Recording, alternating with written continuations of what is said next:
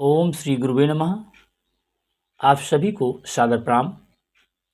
आज की बात का शुभारंभ करते हैं मंत्रों में महामंत्र गायत्री मंत्र के साथ, जिसका भाव है उस प्राण स्वरूप, दुख नाशक, सुख स्वरूप, श्रेष्ठ तेजस्वी, पाप नाशक, देव स्वरूप परमात्मा को हम सब अपनी अंतरात्मा में धारण करें।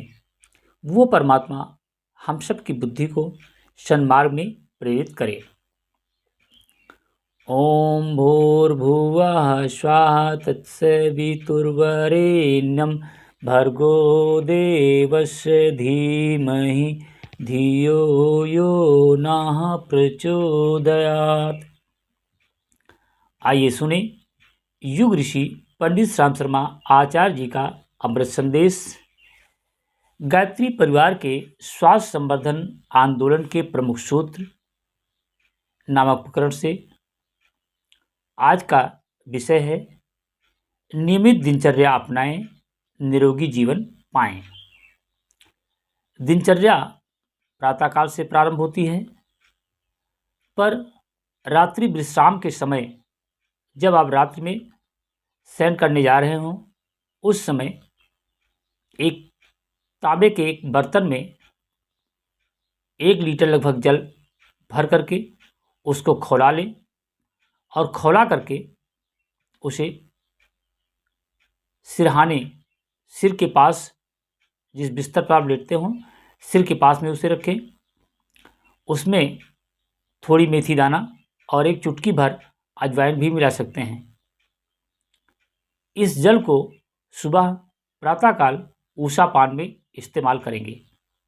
अगर शीत का समय है, ठंडी का मौसम है, तो इस जल को सुबह चाहें तो पुनः हल्का सा गुनगुना करके इस्तेमाल कर सकते हैं। अब आइए शुरुआत करते हैं कि प्रातः उठने से रात्रि विश्राम तक आहार विहार के कौन कौन से ऐसे सूत्र हैं जिनको अगर हमने अपने जीवन में उतारा तो हमेशा निरोगी जीवन जी सकते हैं। प्रातः ब्रह्म मुहूर्त में अर्थात 3 से 4 बजे उठ जाएं। उठने का प्रक्रिया है बाई करवट से उठकर बिस्तर पर बैठें तथा परम सत्ता से उज्जवल भविष्य के लिए, उज्जवल प्रकाशमय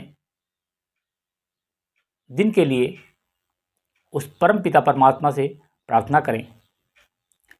नासिका के चलते स्वर को पहचानें। देख लें कि हमारी बाईं नासिका चल रही है, स्वर चल रहा है या दाएं नासिका। उसके हिसाब से दायां या बायां नंगा पैर पृथ्वी पर पहले रखें, फिर दूसरा। जो स्वर चल रहा हो, अगर बायां स्वर चल रहा है तो बायां पैर पहले पृथ्वी पर रखें, दायां स्वर चल रहा है तो दायां पहले पृथ्वी पर रखें और धरती माता को हाथ जोड़ करके प्रणाम करें। बेड टी लेना हानिकारक है, इससे बचें। अब बिस्तर आपने त्याग दिया है, उठ गए हैं, तो बिना कुल्ला किए हुए शौच क्रिया से पूर्व 1 से 3 गिलास तक जो शाम को उबाल करके जल रखा था ताम्रपात्र में, उस जल को घूंट घूंट करके, उकड़ू बैठ करके घूंट घूंट करके पिएं। इसे बोलते हैं ऊषा पान, यानी वाटर थेरेपी। इसके बाद पेट को सहलाते हुए थोड़ा सा टहलें, फिर शौच क्रिया के लिए जाएं। शौच क्रिया से निवृत्त हों, हाथ मुंह धो करके अगला क्रम आता है दंत मंजन करें। तंबाकू रहित पाउडर में बने हुए दंत मंजन को करें। इसे मध्यमा उंगली से दांतों में मसाज करें। मसाज करने बाद कुछ देर यूं ही पड़ा रहने दें। उसके बाद फिर कुल्ला करें। आवश्यकता हो तो ब्रश भी बाद में कर सकते हैं। फिर जिह्वा की सफाई प्रथम 2 या 3 उंगलियों के दबाव से करें, जीभी का इस्तेमाल ना करें। मुंह धोते समय स्वच्छ जल की छींटे आंखों में मारें। ये इतनी प्रक्रिया करने बाद फिर स्वच्छ और ताजे जल से नहाएं। जिन्हें ब्रह्म मुहूर्त में नहाने की आदत ना हो, वे जल से हाथ पैर मुंह धोकर पूर्व दिशा की ओर मुख कर सुखासन में कमर सीधी कर बैठें। नेत्र बंद करें। उगते सूर्य की कल्पना करते हुए 10 से 15 मिनट मंत्र जप करें। गायत्री पर्जन विधि विधान से गायत्री उपासना करें। उदीयमान भगवान सविता का ध्यान करके गायत्री मंत्र की साधना जरूर करें। ये उन लोगों के लिए कहा गया है कि हाथ पैर धुल करके बैठे, जिन्हें किसी प्रकार की हारी बीमारी है या बहुत वृद्ध हैं, कमज़ोर हैं, वो स्नान नहीं कर सकते हैं। बाकी सभी को ब्रह्म मुहूर्त में सूर्योदय से पहले ही स्नान कर लेना चाहिए। फिर उसके बाद साधना में 10 से 15 मिनट गायत्री मंत्र की साधना या अपने इष्ट आराध्य जिस देवी देवता को मानते हों उनकी साधना करें। सुबह खुली हवा में कम से कम 4 से 5 किलोमीटर तक अकेले टहलने की आदत डालें। प्रज्ञायोग व्यायाम अगर कर सकते हो तो इसे भी नित्य करने की आदत डालें। गहरी श्वास की क्रिया ओम भूर्भुवः स्वः श्वास लेने के समय मन में बोले, तत्सवितुर्वरेण्यं बोले, तब तक श्वास अंदर रोकें। भर्गो देवस्य धीमहि के साथ श्वास को बाहर करें। धियो यो नः प्रचोदयात् के साथ श्वास बाहर रोकें। प्रातः इसे कहते हैं प्राणाकर्षण प्राणायाम। प्रातः खुली हवा में या तुलसी के पौधे के पास सुखासन में बैठकर कम से कम 5 मिनट ये प्राणाकर्षण प्राणायाम करें। गंभीर रोगों में ये क्रिया 2-3 बार दोहराई जा सकती है। सुबह की चाय के स्थान पर नींबू शहद पानी। शीतकाल में पानी को गुनगुना कर लें। 1 प्याला गर्म पानी चाय की तरह ही पिएं। कब्ज के रोगी चाय के स्थान पर गर्म पानी चाय की तरह दिन में 3-4 बार घूंट घूंट कर पी सकते हैं। सुबह का नाश्ता आवश्यक नहीं है। यदि लेना ही है तो सीजनल फल, फल के रस, अंकुरित दलहने, वर्षा काल को छोड़कर अन्य दिनों में दही के साथ खजूर, अंकुरित गेहूं का दलिया गाय के दूध में लिया जा सकता है। मैदे से बनी डबल रोटी, तली भुनी चीज़ें तथा फास्ट फूड का सेवन बिल्कुल ना करें। आवश्यक हो तभी नाश्ता करें, अन्यथा केवल भोजन ही करें। क्योंकि अगर आपने सुबह 7-8 बजे नाश्ता कर लिया है तो फिर भोजन 2-3 घंटे बाद ही करें, उससे पहले नहीं। दोपहर का भोजन 8 से 12 बजे और रात्रि का भोजन वैसे तो 6 से 8 तक तो अवश्य कर लें।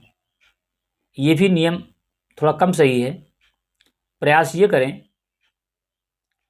कि सुबह का भोजन 8 से 9 के बीच और शाम का भोजन 4 से 5 के बीच, अर्थात जब इस शरीर के अंदर कोई भी चीज़ अगर इन करते हैं तो प्रकृति के हिसाब से उसका समय है सूर्यकाल। सूर्यकाल में ही इस शरीर के अंदर कुछ अंदर जाना चाहिए, इन करना है, और जो इस शरीर से आउट करना है उसके लिए चंद्रकाल होता है। यानी अगर विषम परिस्थिति नहीं है, विषम परिस्थिति मान लो पेट गड़बड़ हो गया है, इस तरह कोई बात है, तभी आप जो है दिन में मल त्याग करें, अन्यथा तो मल त्याग करने का जो समय है वो चंद्रकाल यानी रात्रि में ही, सायंकालीन और सुबह ब्रह्म मुहूर्त के आसपास ये कर लेना चाहिए। फिर जब भोजन आपने कर लिया है, अगर सुबह हल्का नाश्ता आपने किया है तो उसके बाद 2 घंटे के अंतराल में ही भोजन करें, उससे पहले नहीं।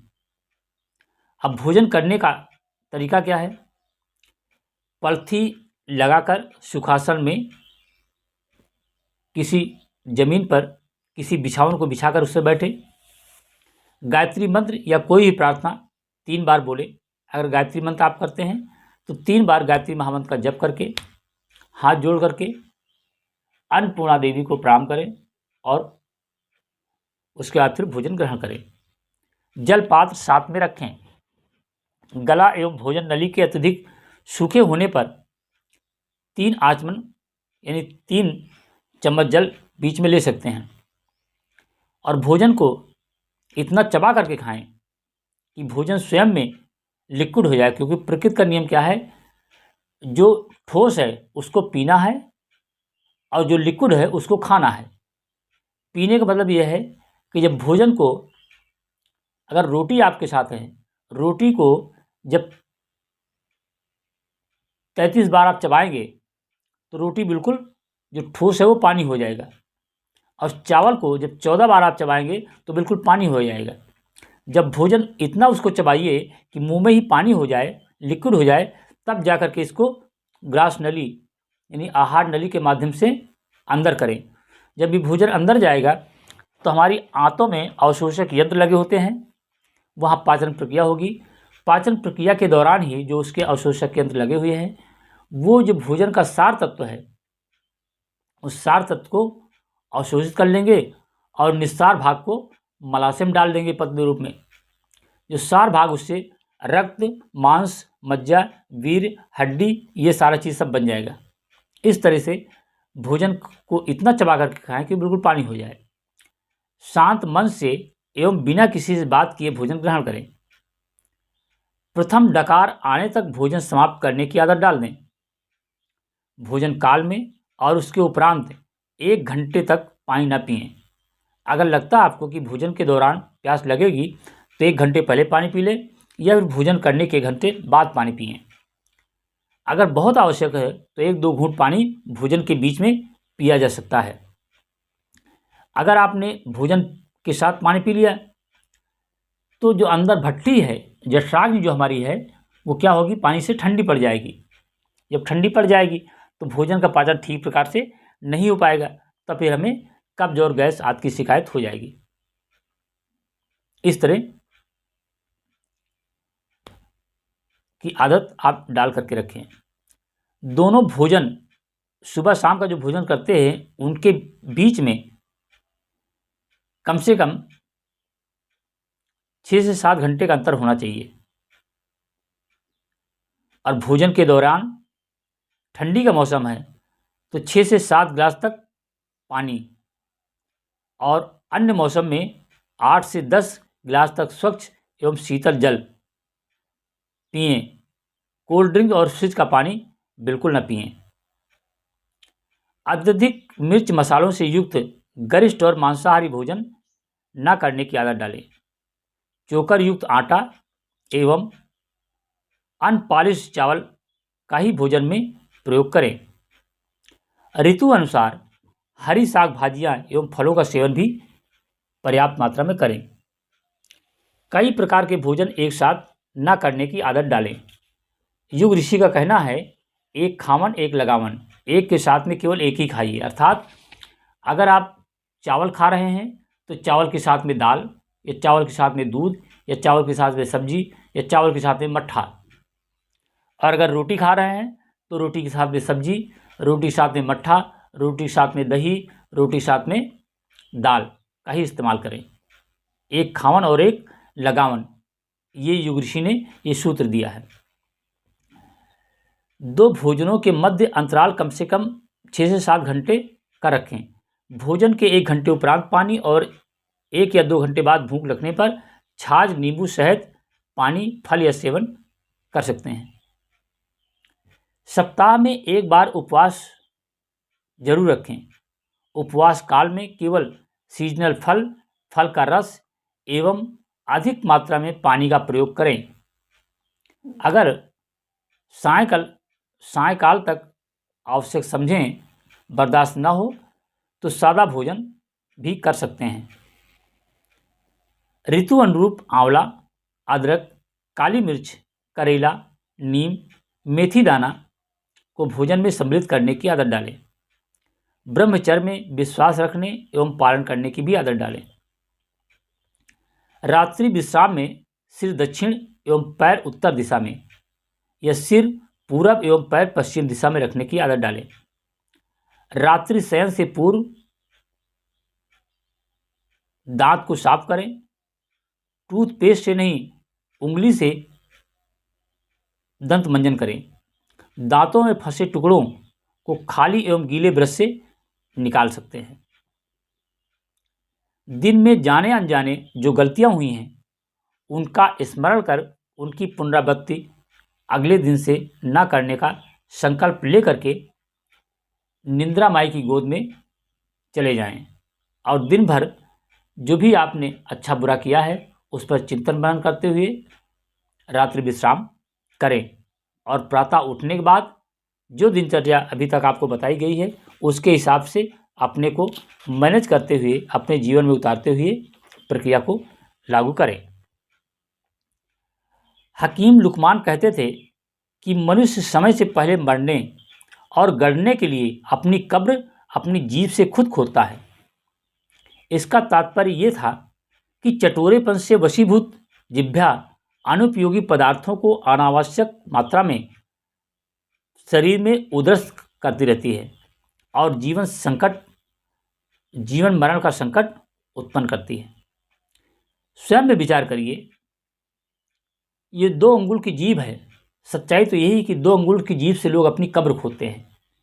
हालांकि ये बात कहने और सुनने में अजीब सा लगता है, लेकिन जैसे ही गले से नीचे भोजन जाता है, ना से उसको तीखे से, ना कड़वे से, ना मीठे से कोई मतलब नहीं है।